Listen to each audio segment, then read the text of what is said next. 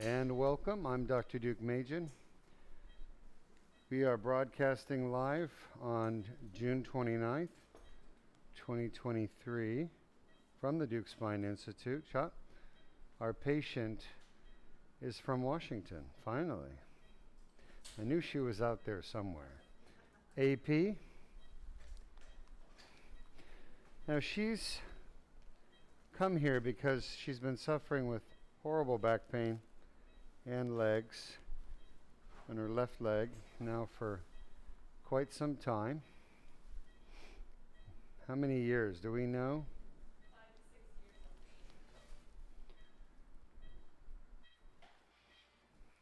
What's the fiber? I'm being told 6 years, correct? Correct. 6 years she's been suffering. So we believe she's having pain coming from two discs, L3-4, L4-5, and she has facet joint pain, pain from the facet joints. It's interesting, isn't it? We've been seeing a lot of these facet joint pain patients. Everyone agrees 3, 4, 4, 5, shot? Shot? Uh-huh. We need her awake. How long do you think till she's awake? You want me to do the DPR while we're waiting? Yeah, that's fine. That's actually a good idea. So we are in the discs. We'll do the DPR. No, yeah, The DPR. yes, please. What do you need? Another needle? Nah, Because I use it over here. 2 levels. And then I'm planning to... don't worry about it. No? Yes, again, once again. Yes or no? All right, bring it.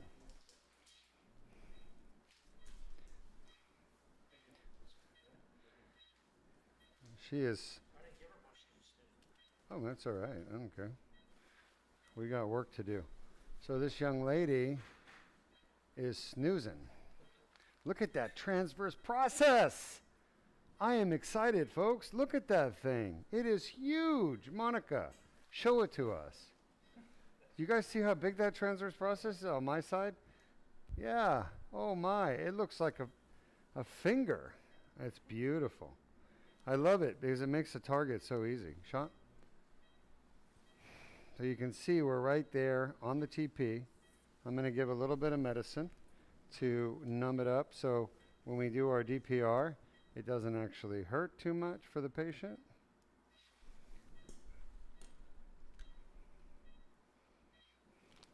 Going to make our incision. Yeah. We're just thinking about you, Dr. Burnday. We want you to be happy. A happy man. Happy anesthesiologist is a good thing.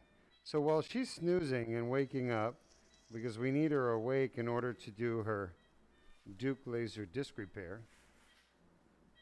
That's you, Monica, waiting for you. We need her awake, so while we're waiting for her to wake up from her anesthesia, we're going to do her Deuk plasma rhizotomy. You can see the probe tip is right there, just above the TP. Shot.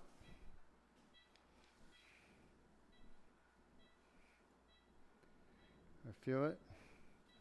Feel the bone of the transverse process. Shot. That's too low. Shot. That's perfect. And where the tip is the perfect spot to get the medial branch of the dorsal ramus. Oh yeah, I'm right in the valley. I can feel the facet on my medial surface, shot, and I can feel the TP laterally.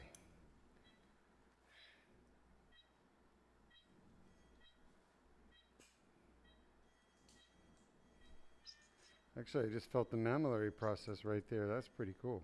What? Mammillary process. It's on the transverse process, right where it meets with the shot. Hold on, shot, right there.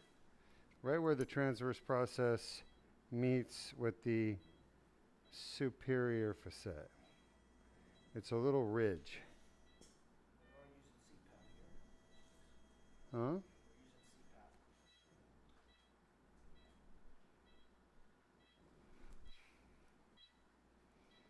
Shot? We have time, so we're just taking our time to do it right. I want this young lady to be happy with her results. So that's that. Now we're going to go down to number 4.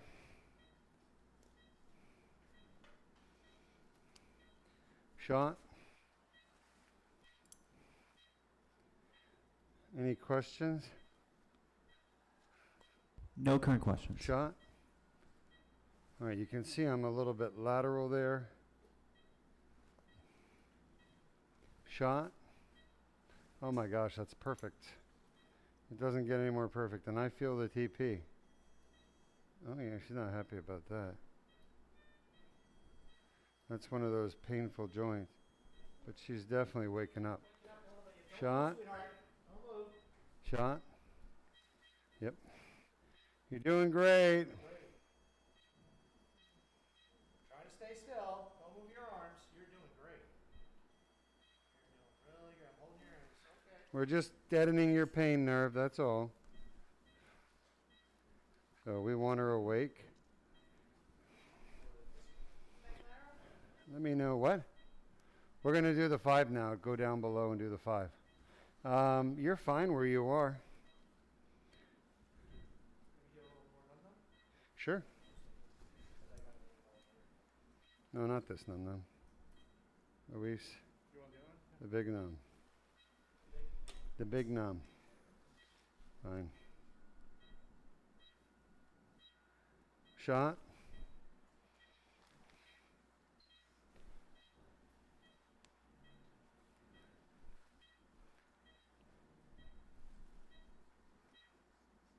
Shot.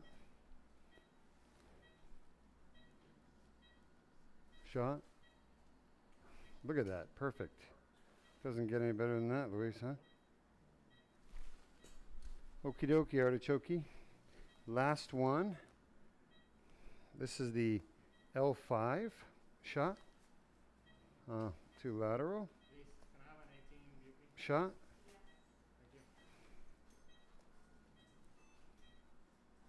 Thank you. Shot. Oh my gosh, look at that. Shot. Oh, it's easier to target with a needle. Yeah. Shot. Yes, please.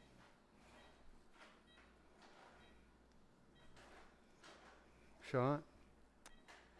Just don't like that. Doesn't feel right. Shot. That feels good. And it looks good.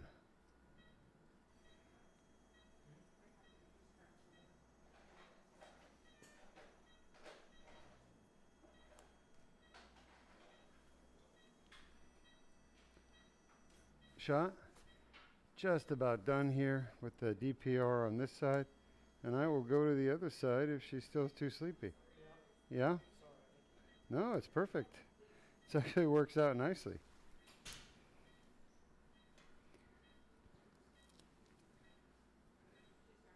Perfect. Thank you.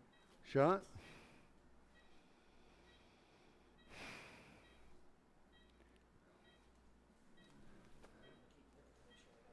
We're pioneering. This is all pioneering. I love it. Shot. Num num. Go ahead, Luis.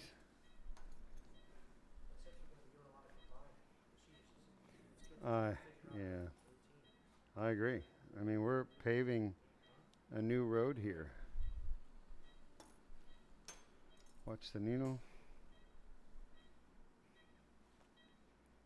And Kena. We have a question. Sure. This comes from Trust on YouTube. Hello, Trust. How are you? I trust you're doing well. And they asked, how is the cervical herniated disc cause incontinence? Very surprised by that. Well, great question, Trust. how does a herniated disc in the neck can cause incontinence? The reason is because the ability of your body to control your bladder is dependent on your brain talking to your bladder, and those signals go through your spinal cord. Okay? So, shot. Remember, your spinal cord starts in your neck. The bottom of your brain, shot. The bottom of the brain is connected to the top of the spinal cord, shot. And that's too high. Right there feels perfect. Let's see. Shot. Perfect. So basically, your brain connects to your body through your spinal cord in your neck, your cervical spinal cord. So basically, herniated disc can crush your cervical spinal cord. And if they crush your cervical spinal cord, well, they'll make you paralyzed.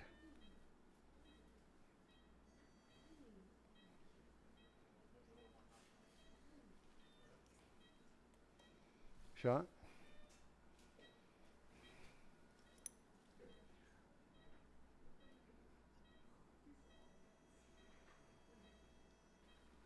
All right, some more num-num. I hope that answers your question. Let's go style it first. I trust it answers your question. So herniated disc can herniate backwards right to where the spinal cord is. Shot. And when they do that, num-num, they crush your spinal cord and they basically disconnect the brain from the bladder. So you can't feel your bladder when it's full. And your bladder, though, knows it's full. And when your bladder's full, what does your brain do? It stops it from peeing until you get to the bathroom, right? So your brain says, whoa, bladder, don't release your urine. We need to get to the bathroom first, shot. And then once you get to the bathroom, then your brain says, okay, let go of that pee. So in reality, if your brain can't feel that your bladder's full because your spinal cord's crushed in your cervical spine from a herniated disc, you're just going to release that pee wherever you are because your brain's not knowing that the bladder's full. Does that make sense? I trust that explanation is adequate. Shot. Alrighty. Yes, indeed. We are almost done here with her facet, and she is almost awake. Last one. Take it out.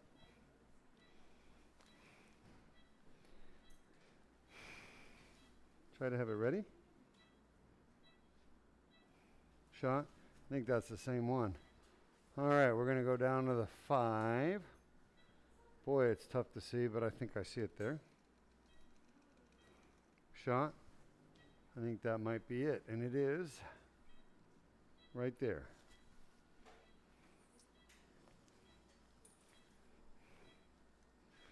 This will be our last rhizotomy. We've done both sides. Shot.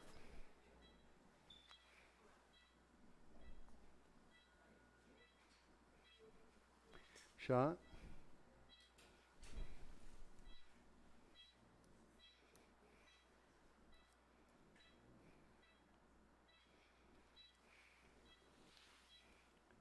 Shot. It's perfect. I never knew I'd be doing rhizotomies in my career, but the facet joints are a legitimate cause of back pain.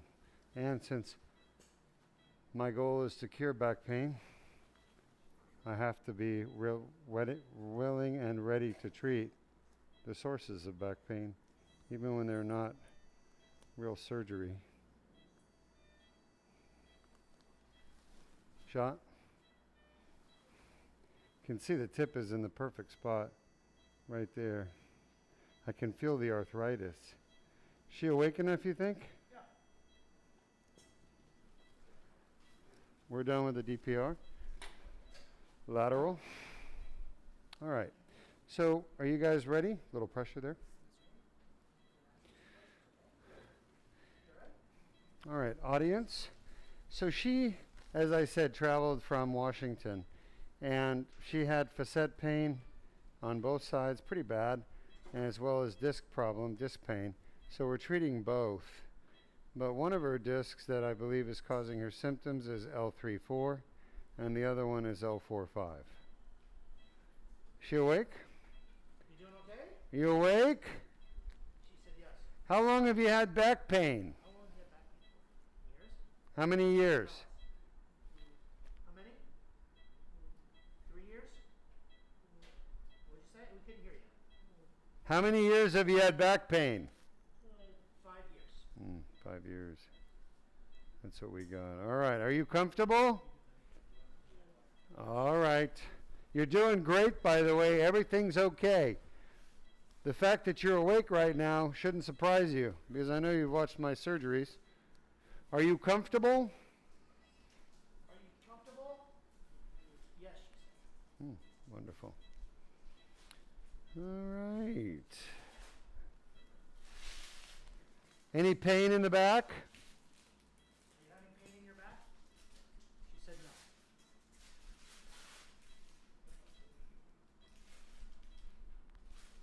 How bad is that? Give us a number, 1 to 10.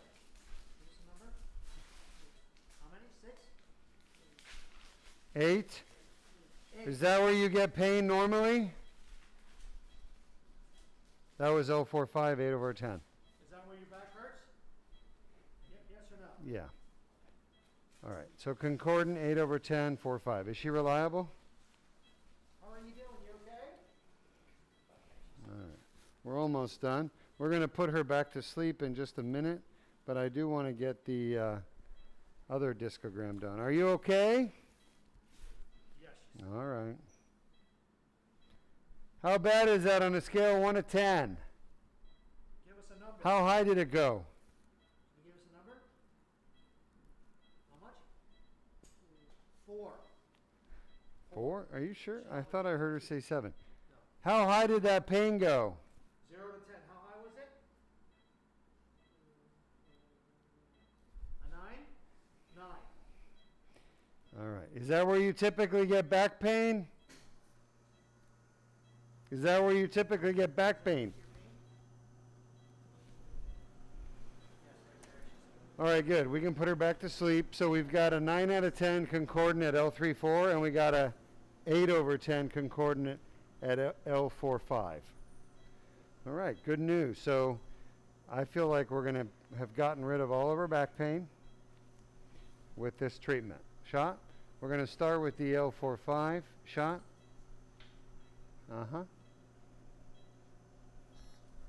Shot.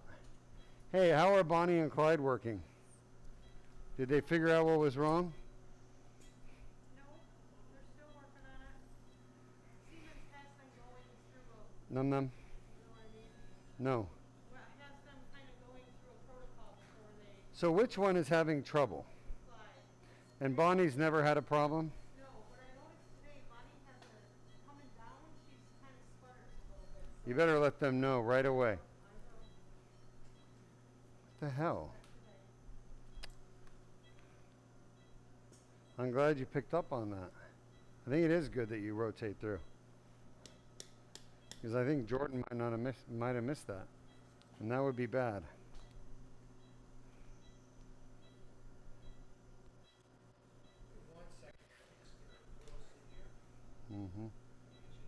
You're doing great. Just lay still.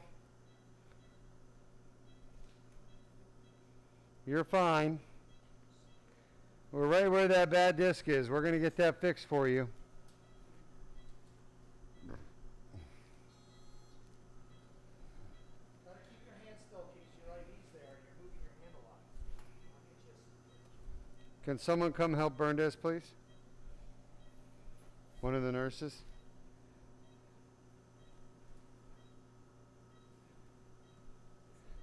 All right, any questions from our audience?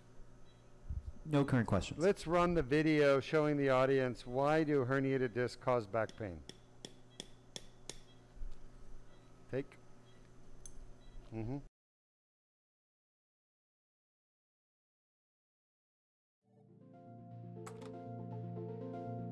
Traumatic injury to the disc can cause annular tears to form.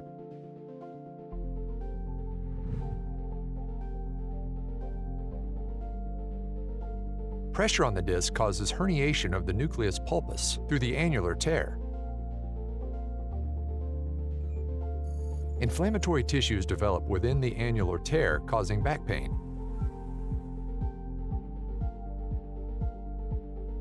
The inflamed annular tear generates pain signals.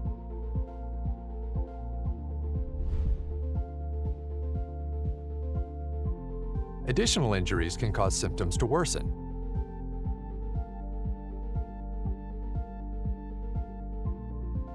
Inflammation from the annular tear can spread to nearby nerve roots, causing leg pain.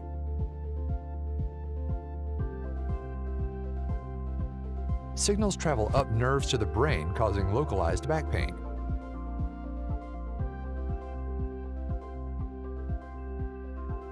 Pain signals reach the primary somatosensory cortex, causing conscious awareness of pain. If you have a herniated or bulging disc and back pain, submit your MRI for a free review at www.mri.deukspine.com. All right, welcome back. You can see from the video that discs that are damaged cause pain through inflammation. It's inflammation in the tear in the back of the disc called the annular tear. And I can tell you this, that pain is highly localized. Goes to your brain. Your brain knows exactly where it's coming from because of the type of pain fibers that are located here in these discs. They're called somatic afferent. And somatic afferent pain fibers, they carry highly localized pain. Why is my scope off? Bulb? What happened? How did it? It's not moving. Can you check the connection there, please? Is the scope connected properly? Not that connection. Turn on, please. Turn on, please.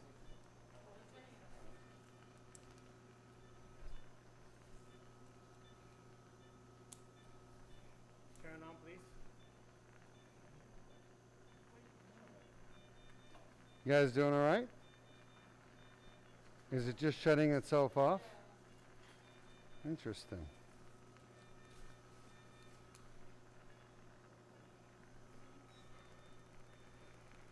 I've had many challenges, but never operating without light. You have another bulb ready? We have it on tower, yeah. But down there too, in case of, What do you think it was? I need to check it. Maybe it's a power connection. Because both of them turn off. The camera or the light. Huh.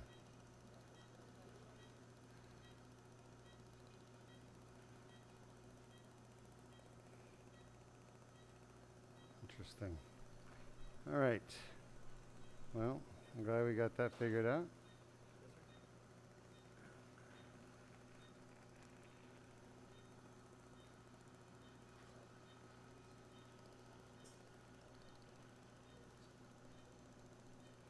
What do you think, Luis? What do you think, what? Well, Everything okay? yeah. Yeah, you guys see the tear right there in the disc. It's quite narrow, but very scarred. Not like the last patient we saw earlier today, where the tear was sort of fluffy, soft, relatively new. This is an old tear. This is a very old tear. Definitely having issues with the scope. See it? The bottom part? No, just some warping. I think the bottom. I think it's due to when I pull it a little bit to the side, the lenses are shifting. Do you know anything about the scope? About that one, no. But I definitely gonna check it. Yeah, I would check it. Just a little twist on it, it's putting a visual disturbance, you know? Guys doing all right up there?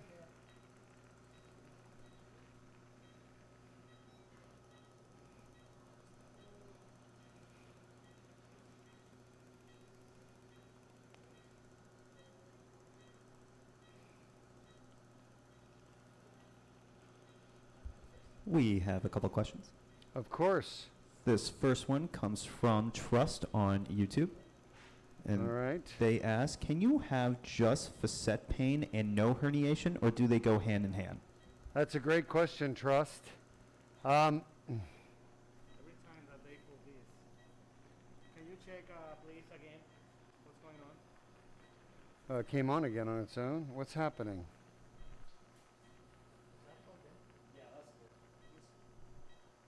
That's very strange, huh?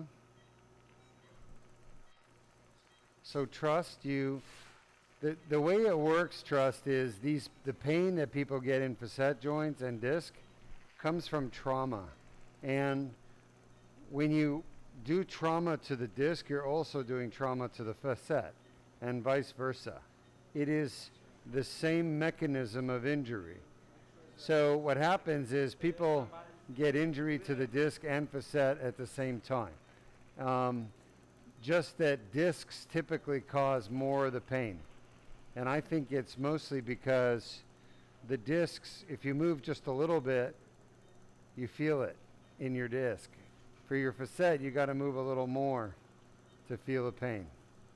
So your disc, you just have to move like a degree and you get pain, because you get that ripping of the annulus and you get more inflammation and pain. Whereas with the facet, you're going to have to move it a lot more than just 1 degree. You're going to need to move it twice as much, maybe 2 or 3 degrees. So it's very common to see both disc and facet at the same time. How are we doing, Luis? What are your thoughts? Good. I think it's a back connection right there that is hanging. But we have So to where it find goes out in? there. Yeah. Thank you. But I'm just saying we should get it fixed. Yeah. Is that something that, what's it called, can do? Right, we can check it. Right away? It sounds like a connection thing, right? Think it's a loose connection? I believe so, sir. Yeah, you just need to tighten it up. Do they service that endoscope normally? No, I mean, not the endoscope, but the equipment. monitoring and everything. Yeah, They do? anesthesia and everything. All right, I think we're almost done here. I just need to do another few minutes, another minute here. Let me just see. The visibility gets better when you put the grabber in because it stops the bleeding. Oh yeah, I just need to do a little bit more right there and we'll be done. All right, Henry, what other questions do we have? This next one, I need that on. Thank you. this next one comes from Mad Moose 67 on YouTube. Okay, wonderful. And they ask, I have spinal stenosis at L4 to L5. Uh-huh. Why is my pain excruciating when I am inverting on my inversion table, and it is very painful at the chiropractor when he is doing inversion therapy on me? All right. First of all, spinal stenosis never causes back pain. That's number one. It's not your spinal stenosis that's the problem. Now the question is, I'm on my inversion table and it hurts, but when I go to the chiropractor and do inversion table, it doesn't hurt. Is that correct? I think it's painful when when they're on their own inversion table, and then when they're at the chiropractor, it also hurts there. So it hurts no matter what when they're on the inversion table. Exactly, yeah. All right, we're done here. Yeah, so you're hurting not because of spinal stenosis, you're hurting because of joints. And it's your joints that hurt. It's your disc and your facet. Or your disc or your facet. I don't know which one it is, but I can figure it out if I can examine you. The point is that the inversion table is going to affect the joints. Everything okay?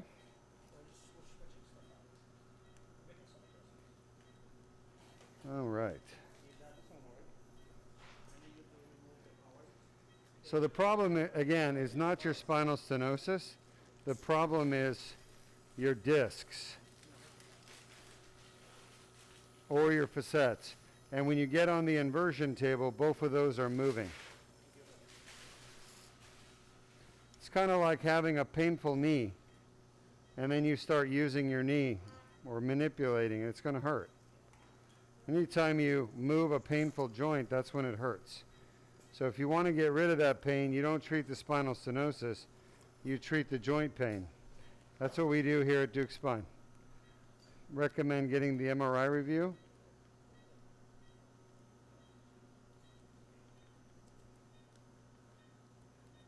To get a diagnosis. Let's bring our fluoro back in. So one disc down, one more to go. Let's go lateral. Guide wire.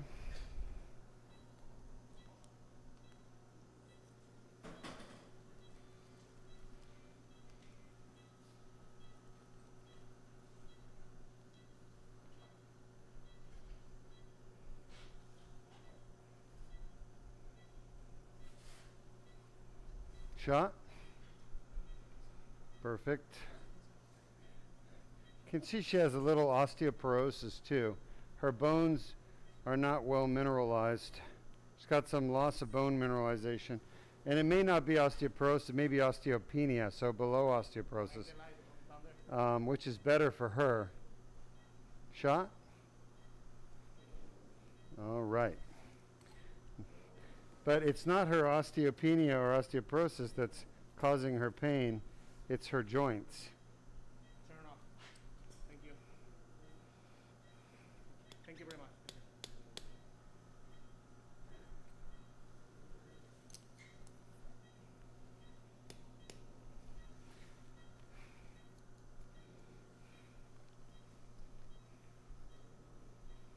All right, last disc. If you've got questions, ask them or forever hold your peace. We're almost done. We'll be done in about 10 minutes. And then we're going to end the broadcast. I got it. It's been a long day for all of us here at Deuk Spine Institute. A lot of surgeries to do. Got a lot of happy patients. I've seen everybody so far leave happy. And this is our last one. All right. There it is. Can you guys see the red there? That's inflammation. Take this. So Yes, what we do we do. do? Switch out the... Yeah, I the light just bulb. a different one. All right. I need the laser on, guys. Thanks.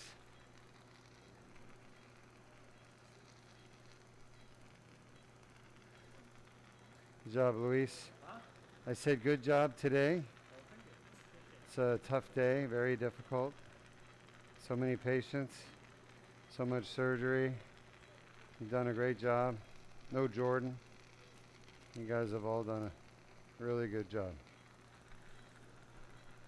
All right, this is our last disc of the day. We've done 15 discs today. I don't know if that's a record. 15, right? 5, 5, 2, 3. That's 15. And all the DPRs. That's got to be a record for us. Doing so much surgery in one day. Right? Yeah. It's tough. Tough on everybody, but we did it. We got our patients taken care of. I think we're going to have some really good results. And just got to iron out some of these equipment issues.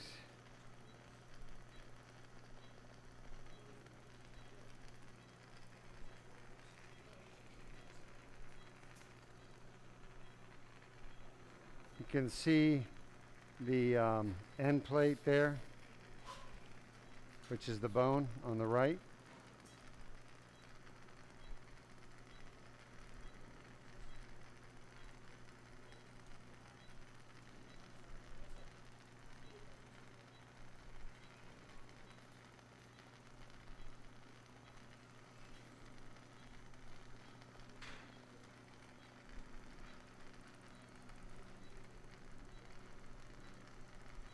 5 minutes.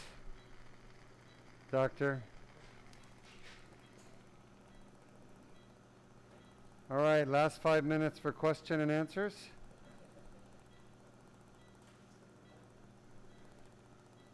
I was very interested to find out that as I was reading about these poor people that went down in the sub to the Titanic, everyone knows about it. It's called Titan. They were talking about how they were going down and looking at the Titanic and how the Titanic over the years has had a lot of visitors apparently. And those visitors have been coming down and taking artifacts from the Titanic, which I didn't know was being done. And there were actually all these artifacts, over 1,500 Titanic artifacts. I was talking to Henry about this earlier. Well, they're actually here in Orlando, Florida, right near Deuk's Spine, on display in Orlando, Florida. Incredible, huh?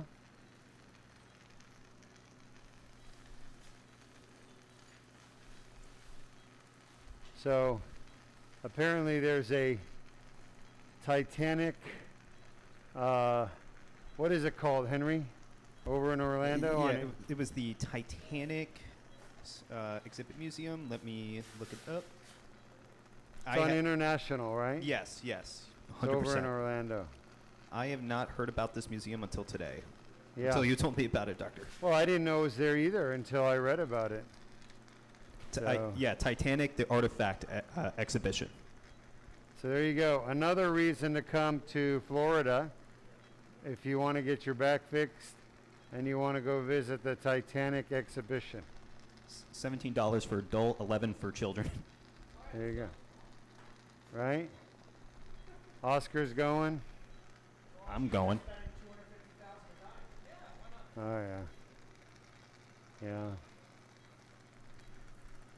I was talking to Henry about it earlier, and we were discussing the whole concept of who's going to get the rights to display that Titan sub, you know? Because I certainly would go look at that thing, the remnants of it. I think it's sad, but I would like to see it.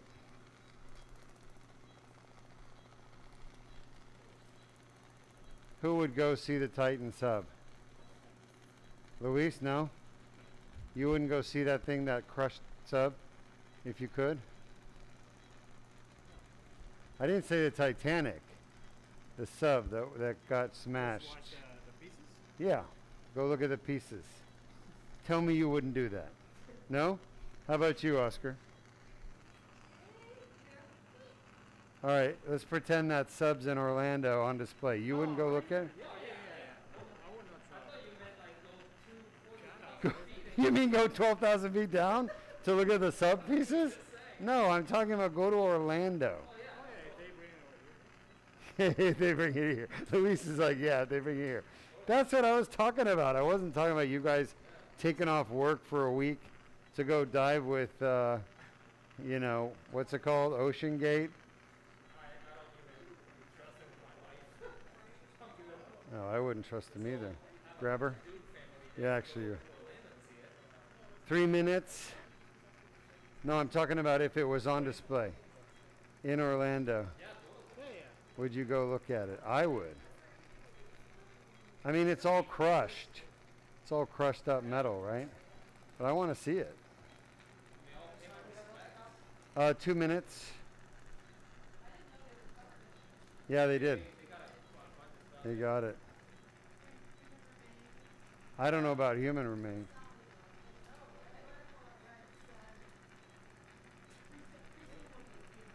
The article you read said what?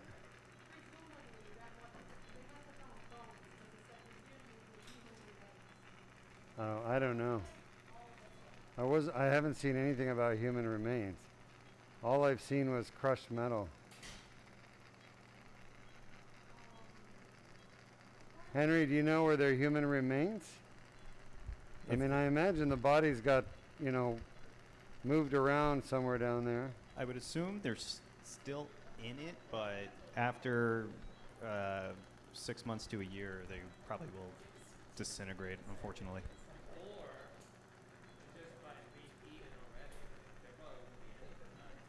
Eaten?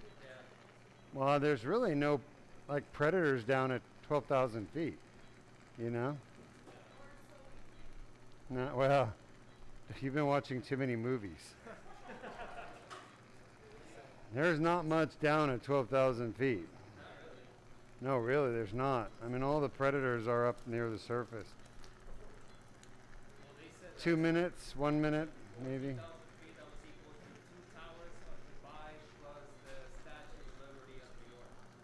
Yeah, 14,000 feet is.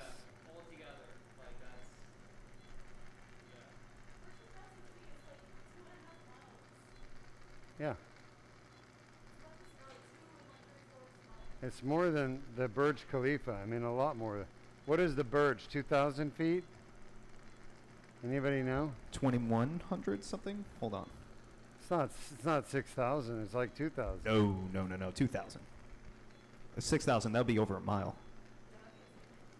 Yeah. 12,000. They thought that little sub was going to make it. Huh. No, it can only go to 4,000 and they pushed that thing like lower and they said that it couldn't make it and they still did. That's why it happened the way it did. The Burj Khalifa is 2,716.5 feet. All right. So it's bigger than I thought. So it's almost 3,000.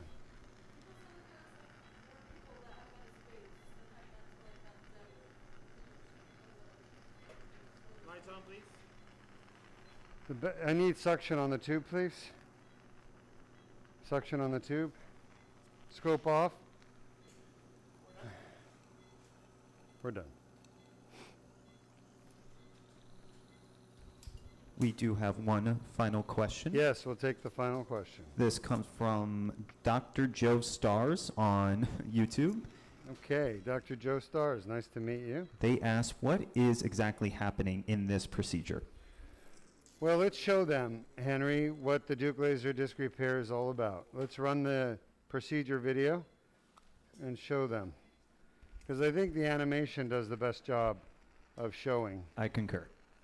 But let me just start, and we'll finish with the video, but let me just say to Dr. Stars that we are basically going in to the spine from the back, from the side. And we're going in through a small cut that allows me to put this tube in there. And then I bring the scope down, and I'm inside the disc that's damaged. And we use a laser to clean up the damaged part of the disc. It's called a debridement, annular debridement. And if you go on PubMed and you type in Deuk laser disc repair in the National Library of Medicine, you'll see publications that we've been peer-reviewed and published, and they explain what's being done. But the video right here does a really good job of kind of showing it. So let's go ahead and play the video, and thanks everybody for watching and participating, and we'll be back next week on Tuesday. No? Sorry, Thursday. Tuesday's July 4th. I apologize.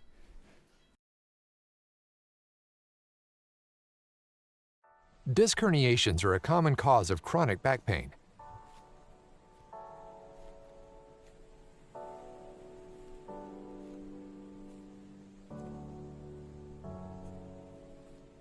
The inflamed annular tear causes back pain. Inflammation of the nerve roots causes leg pain. A Band-Aid-sized skin incision is made.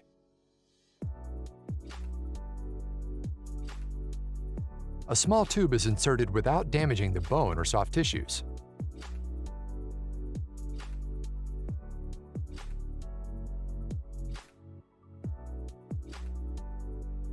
The laser removes the herniation and debrides the annular tear.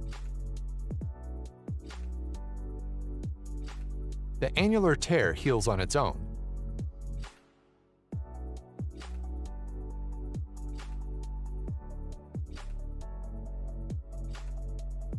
If you have a herniated or bulging disc and back pain, Submit your MRI for a free review at www